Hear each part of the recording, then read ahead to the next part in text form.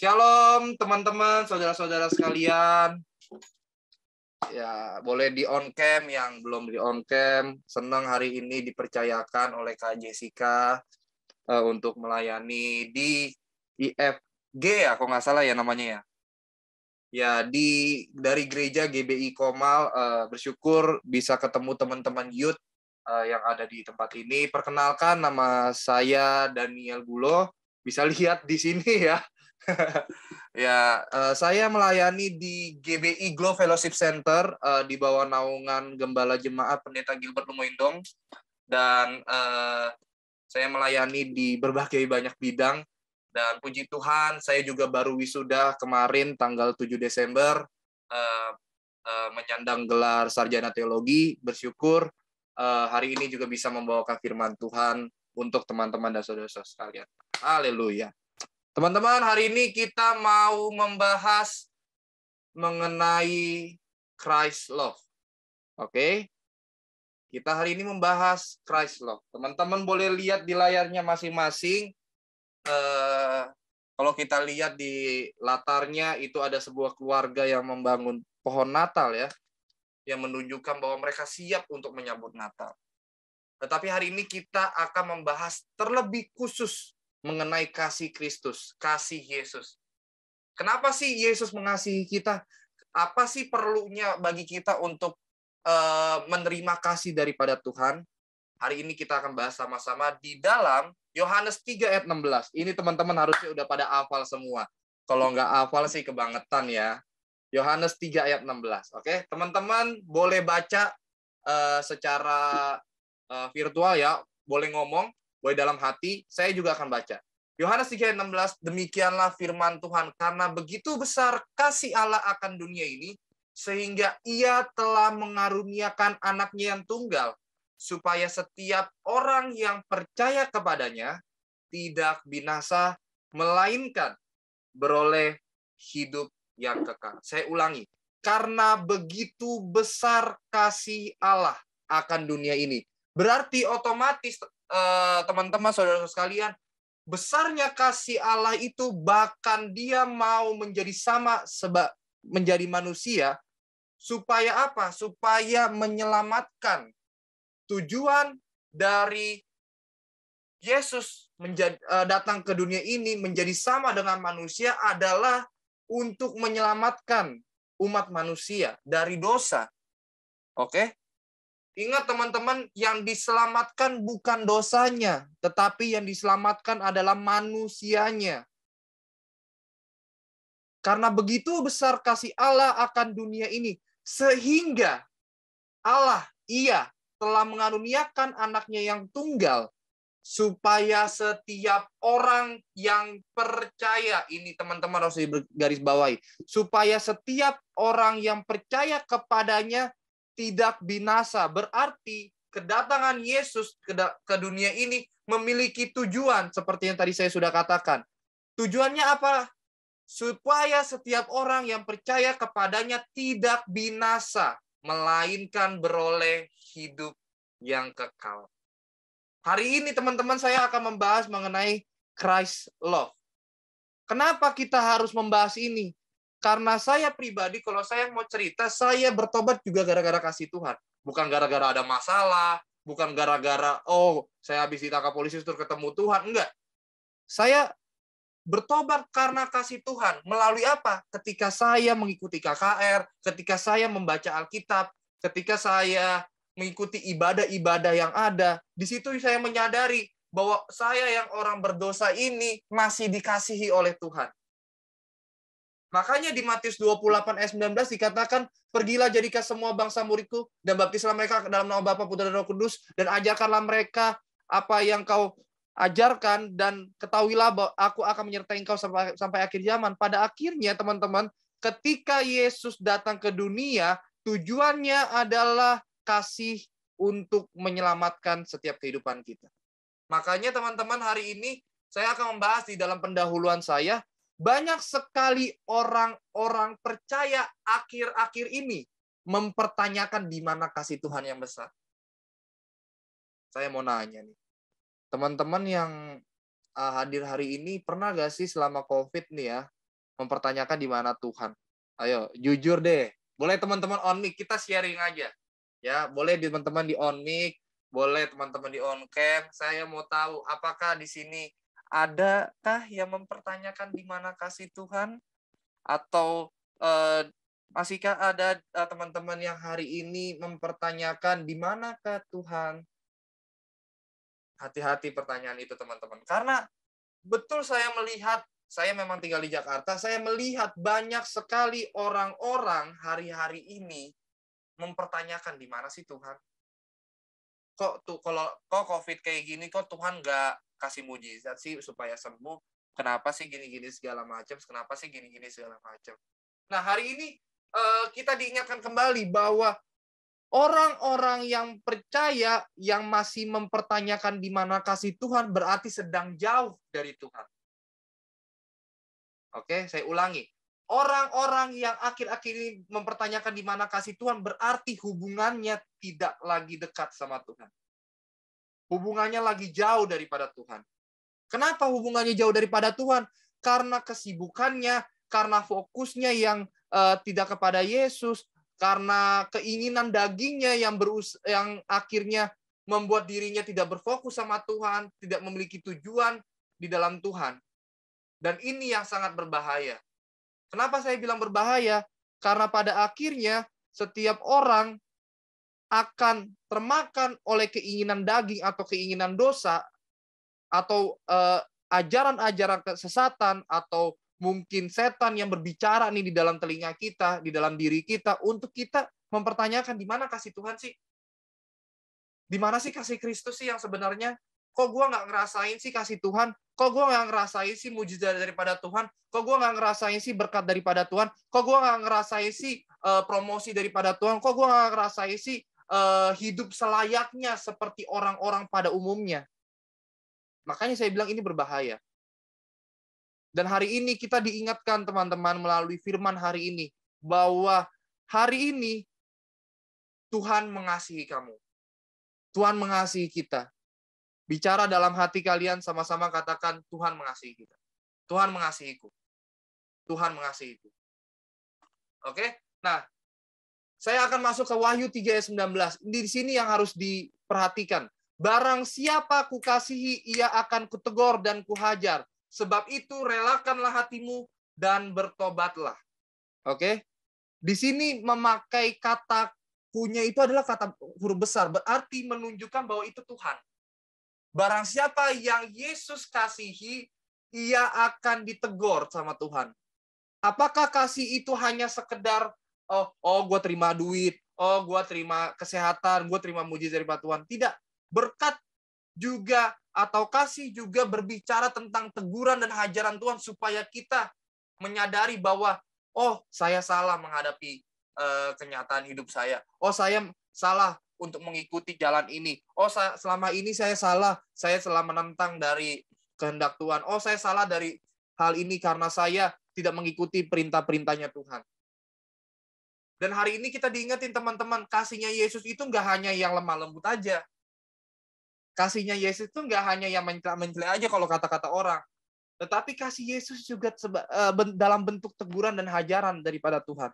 Supaya kita diingatkan Tuhan untuk kita semakin hari semakin menyadari bahwa saya salah, saya tidak mengikuti jalan yang benar di dalam Tuhan. Saya selama ini masih berdosa di dalam Tuhan. Dan hari ini teman-teman, kalau teman-teman hari-hari ini masih menyadari bahwa masih melakukan dosa, masih melakukan yang tidak berkenan di hadapan Tuhan, bahkan mungkin masih percaya dengan kuasa-kuasa kegelapan, hari ini saya menegur teman-teman untuk diingatkan kembali bahwa relakanlah hatimu dan bertobat. Untuk itu teman-teman, kasih Yesus membuktikan, kasih Yesus membuktikan yang pertama, kasih Yesus membuktikan dosa kita ditebusnya dengan darah yang mahal. Kita perayaan Natal, tetapi kita membahas kasih Tuhan. Karena kasih Tuhan tidak pernah jauh-jauh daripada Natal dan Paskah. Kasih Tuhan tidak pernah jauh-jauh dari turunnya Yesus ke dunia dan kenaikan Yesus ke sorga. Pengorbanan Yesus di atas kayu salib. Kebangkitan Yesus di hari yang ketiga. Karena kasih Yesus itu membuktikan bahwa dosa kita ditebus. Dosa kita ditebusnya dengan darah yang mahal. Siapa di sini yang bisa bayar mahal dosa darah Tuhan? Bahkan sekaya-kayanya Elon Musk pun yang pembuat Tesla tuh nggak akan bisa bayar darah Yesus yang mahal. Kan ada lagunya tuh, dengan darah yang mahal, tiada noda dan celah. Tahu gak tuh? Itu lagu lama tuh. Kalau yang mungkin umur-umurnya sudah 20 tahun ke atas, mungkin sudah tahu lagu ini ya. Oke. Di sini membuktikan teman-teman bahwa dosa kita ditebusnya. Yesus membuktikan, kasih Yesus membuktikan bahwa kita ditebusnya dengan darah yang mahal. Kita, orang yang berdosa, ditebus dengan darah yang mahal. Ditebus oleh Yesus di atas kayu salib. Itu membuktikan, sangat membuktikan bahwa Yesus mengasihi kita semua. Yesus mengasihi kamu dan saya. Oke, teman-teman ya. Jadi hari ini, teman-teman, hari ini kita diingatkan bahwa apa? Bahwa kita ditebus, sudah ditebus. Ya. Ada di sini yang belum dibaptis? Saya mau nanya dulu deh. Ada yang udah dibaptis belum? Ada yang belum dibaptis belum maksudnya? Angel Jaya Meta sudah dibaptis? Sudah. Sudah, oke, mantap. Ini Ivin sudah dibaptis, Ivin? Sudah, mantap. Siapa lagi nih? Kak Jessica, mana nih Kak Jessica? Kak Hesti. Halo. Pasti udah dibaptis lah ya? Sudah. Oh, sudah. Vanessa, mana nih Vanessa? Mukanya, suaranya aku belum dengar. Suaranya Vanessa, mungkin boleh di-on mic sebentar. Apakah sudah dibaptis? Atau mungkin kalau misalkan lagi di luar, tidak bisa on mic, boleh dibalas di chat ya. Sama Michelle Givani sudah dibaptis belum? Sudah. Oh, sudah. Oke. Ya, teman-teman, ya hari ini kita diingetin, teman-teman, pertobatan sesungguhnya berasal dari kasih Yesus. Kita bisa bertobat itu juga karena kasih Yesus dan kesadaran diri kita bahwa kita hari ini masih ada itu karena Tuhan. Karena kasih Tuhan itu menyadarkan kehidupan kita supaya kita sadar bahwa kita melakukan kesalahan dan kita bertobat. Yang kedua, kasih Yesus membuktikan bahwa penyertaannya nyata sehingga sampai hari ini kita masih dijaganya. Adakah di sini teman-teman yang ngerasa nggak dijaga Tuhan? Apakah masih ada teman-teman di sini di dalam pikirannya yang ngerasa gua nggak disertai Tuhan? Ada? Nggak apa-apa, jujur aja. Jangan mentang-mentang ada yang khotbah di sini nggak mau jujur, ya kan? Nggak apa-apa. Saya mah santai aja, kalem aja. Justru hari ini kita diingatkan untuk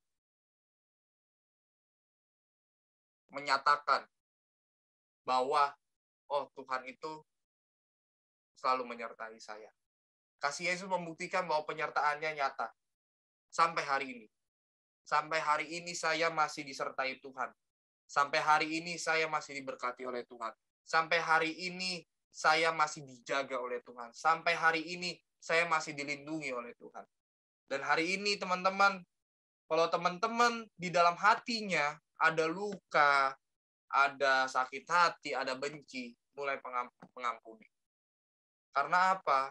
Percuma kita ikut Tuhan, tapi kalau hati kita masih memiliki kebencian sama orang tua, sama saudara, kakak atau adikmu, sama teman, sama sahabat, mungkin sama mantan, ya kan? Mungkin sama mantan kan? Kalau masih punya kepahitan, kebencian, mulai mengampuni hari ini. Yang terakhir, biasanya kalau anak muda dengar yang terakhir itu senang karena habis ini bisa main game, bisa jalan, ya kan? Jadi biasanya yang terakhir itu senang ya. Yang ketiga, kasih Tuhan membuktikan tadi yang pertama dosa kita ditebusnya dengan darah yang mahal. Yang kedua, kasih Yesus membuktikan penyertaannya nyata sehingga sampai hari ini kita masih dijaganya. Yang ketiga, kasih Yesus membuktikan bahwa kita dijamin untuk masuk surga. Ketika, ingat, ada syaratnya teman-teman. Ketika kita percaya kepadanya. Percaya itu tidak hanya sekedar, oh saya mempercayai Tuhan, sudah selesai. Tetapi kelakuan kita masih menyimpang daripada Tuhan. Tidak seperti itu. Percaya berarti kita mempercayai siapa Tuhan kita, dan kita melakukan apa yang kita percayai. Beberapa bulan yang lalu saya sedikit agak pusing dan bingung mengenai kata percaya ini. Dan saya mendalami betul kata percaya ini. Karena apa? Saya melihat dosen-dosen saya melihat teman-teman saya, percaya sama Yesus.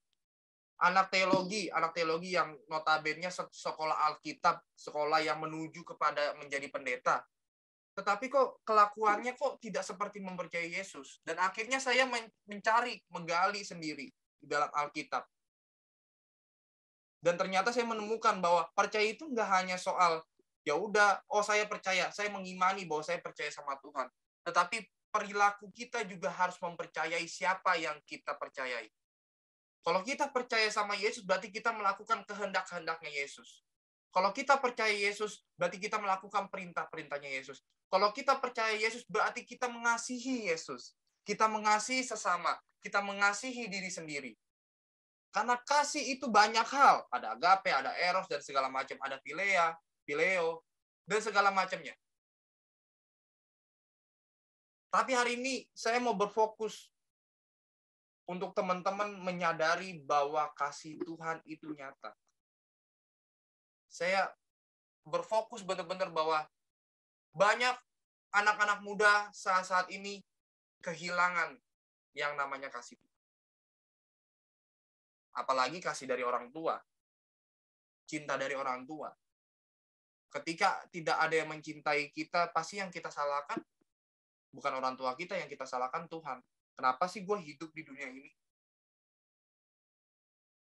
Makanya hari ini teman-teman, sebagai kesimpulan, saya mengambil kesimpulan, kehidupan kita harus dipenuhi kasih Tuhan. Ingat, kehidupan kita harus dipenuhi kasih Tuhan. Dengan begitu, ketika kasih Tuhan mengalir di dalam kehidupan kita, kita akan diubahkannya menjadi yang baru, atau kita menjadi baru. Kasih Tuhan membuat kita menjadi baru. Kasih Tuhan membuat kita menjadi baru. Kalau teman-teman memang ikut pengajaran dalam baptisan, pasti teman-teman diajarkan untuk yang namanya bahwa kita ketika kita masuk ke dalam air, kita dikuburkan. Manusia lama kita dikuburkan. Dan ketika kita diangkat dari air, kita menjadi manusia yang baru. Hari ini teman-teman, pertobatan itu penting. Dan ingat teman-teman, kalau teman-teman masih ada yang sakit hati, yang kecewa sama Tuhan, hari ini sadar. Hari ini mulai sadar. Tundukkan kepala kita. Tundukkan kepala kita. Saya beri waktu 1 menit untuk teman-teman merenungkan firman Tuhan hari ini.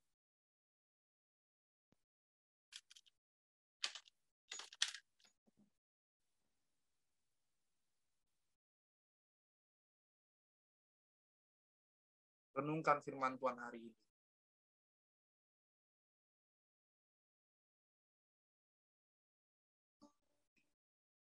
Betapa besar kasih-Nya Tuhan untuk setiap kehidupan kita.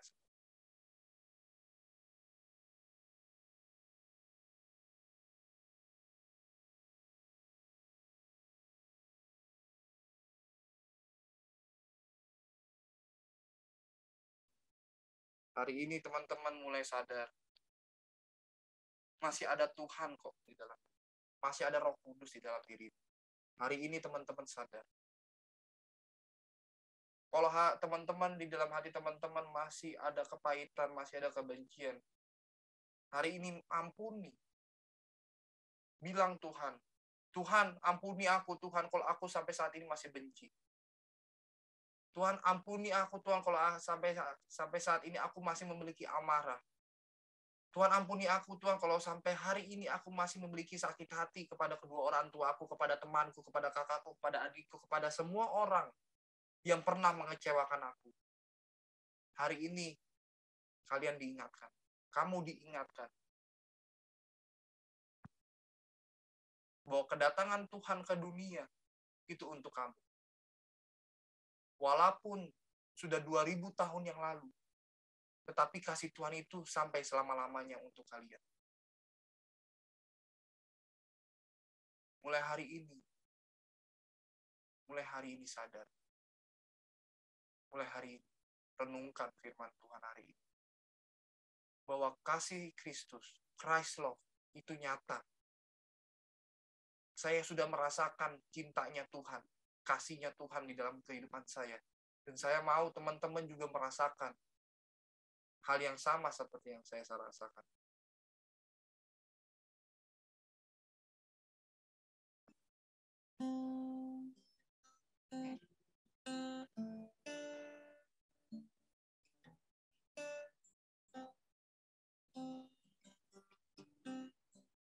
Betapa besar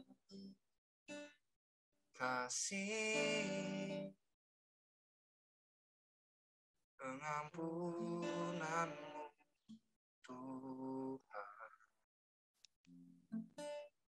Tak kau pandang indah hati yang hancur.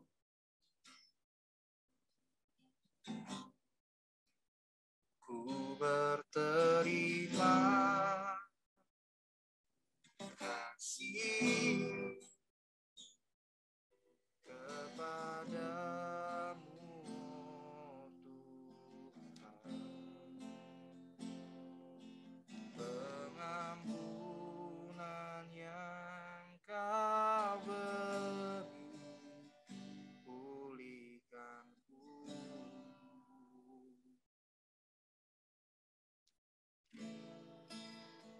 Betapa besar kasih pengampunanmu, Tuhan. Tak kau pandang hina hati yang hancur.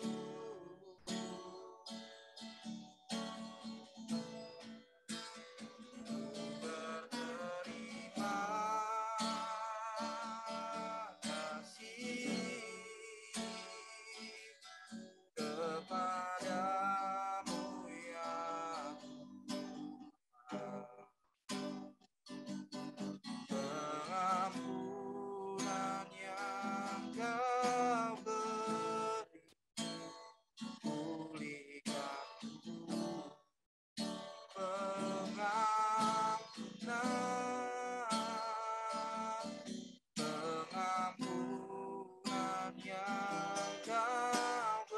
Pengampunan yang kau beri, pulihkanku.